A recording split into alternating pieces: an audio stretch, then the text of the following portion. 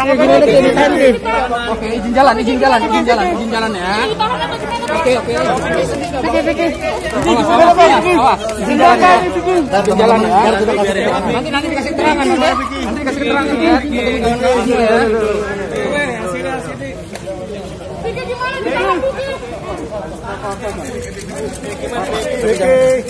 Gimana Vicky?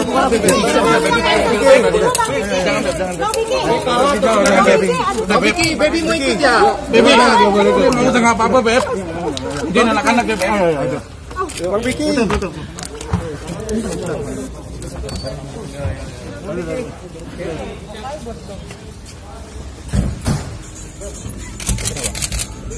Bang Vicky, sikit Bang Vicky.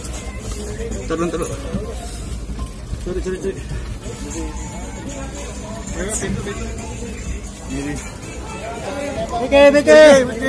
Vicky, bentar Vicky. Gaby aja Gaby. Harga wartawan Vicky. Gaby aja Gaby. Gaby gimana Gaby? Gaby ini gimana ngelihat? Bang, ayo. Gaby gimana ngelihat Bang Vicky? Gimana tanggapannya? Ini gimana Baby? Minta doanya ya. Iya. Minta doanya, terima kasih. Tapi gimana, sedih nggak? Enggak lah. Masih jalan dulu Pak. Bang, ngomong dikit Bang. Bang, ngomong dikit Bang. Gimana Bang? Sekarang dikit Bang. Dikit. Iya. Benar. Baby. Oke, baik. Buka we. Udah ya. Sabar, pelan. Oke Bang. Baik. Terima kasih buat teman-teman yang sudah menunggu dari siang. Sorry. Pada intinya kami minta doa restu terkait penanganan perkara saudara kita, sahabat saya, teman saya, Vicky Prasetyo, terkait laporan Angel. Ditahan berapa lama, Yang Bang? pertama, untuk tahap penuntutan di Kejaksaan Negeri Jakarta Selatan, pihak kepolisian, pihak kejaksaan melakukan kewenangannya untuk melakukan penahanan. Penahanan ini kemudian ditempatkan di Salemba.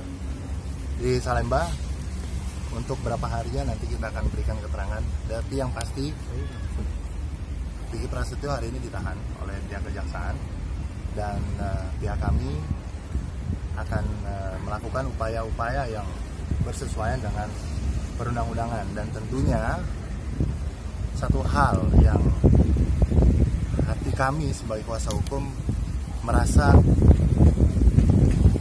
Pancasila dalam hal ini pasal 2 tentang kemanusiaan yang adil dan beradab, kami menilai dan melihat ada ketimpangan. Kenapa? Kami tidak melakukan protes terhadap kewenangan kejaksaan, tapi kami melihat ada sesuatu yang memang harus kita luruskan. Ketika seorang suami memergoki seorang istri berada di dalam satu kamar bersama laki-laki lain, alangkah sangat menyakitkan bagi kami kaum laki-laki tentunya. Malah seorang suami yang hari ini menjadi seorang pesakitan, ditahan dan diproses di pengadilan. Di mana letak keadilan?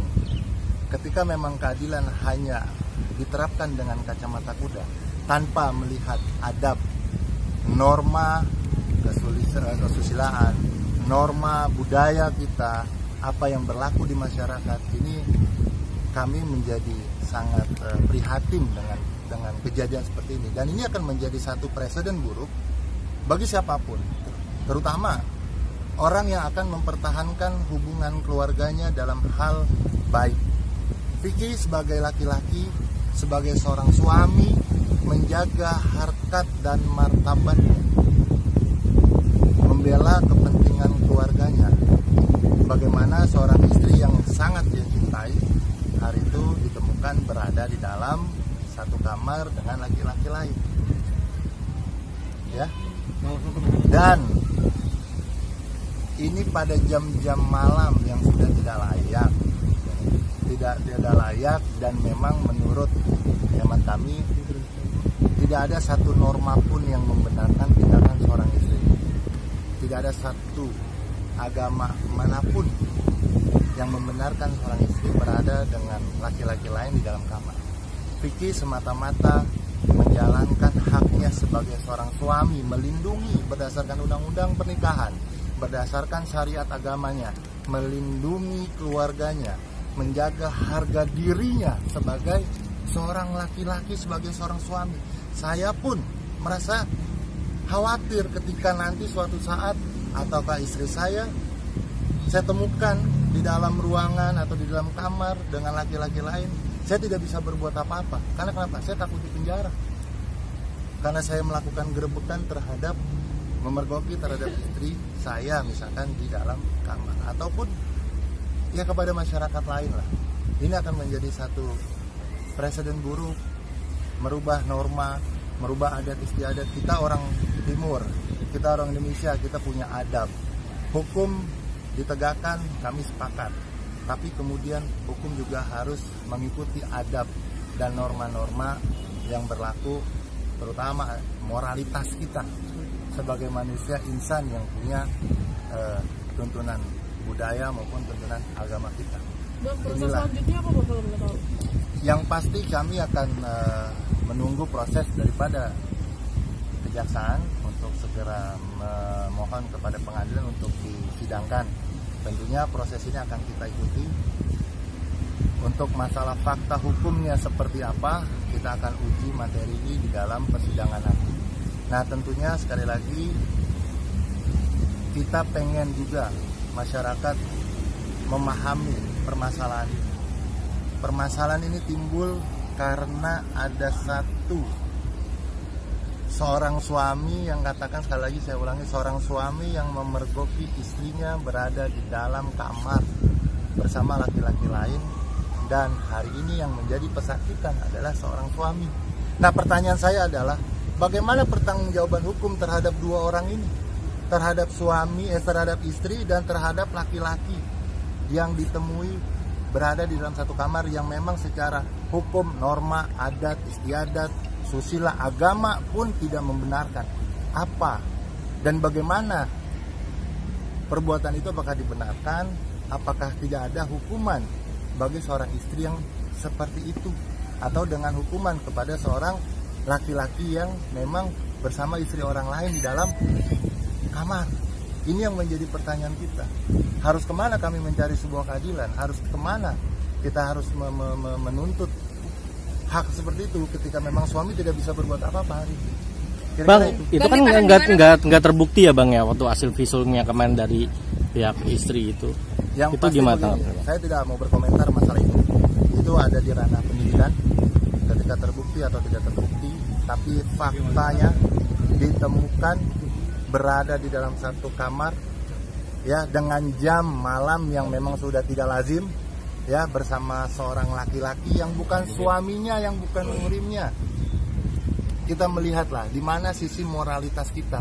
Saya juga menjaga di sini, menjaga etika dan moral seorang suami yang ingin berjuang mempertahankan mahligai rumah tangganya, yang itu disyaratkan baik di dalam agama kita maupun di dalam undang-undang untuk melestarikan pernikahan, untuk menjaga kerukunan daripada rumah tangga. Nah, inilah kira-kira seperti apa hukuman bagi seorang istri yang melakukan itu dan seorang laki-laki yang melakukan itu. Kira-kira seperti apa? Ditahan di mana Bang? Bukan ke Vicky sendiri, pasal apa sih Bang? Dan berapa lama?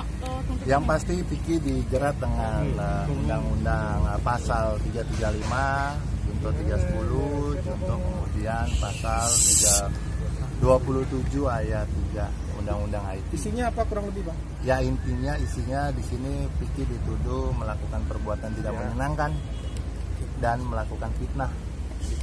Nah, nanti kita ujilah di dalam persidangan.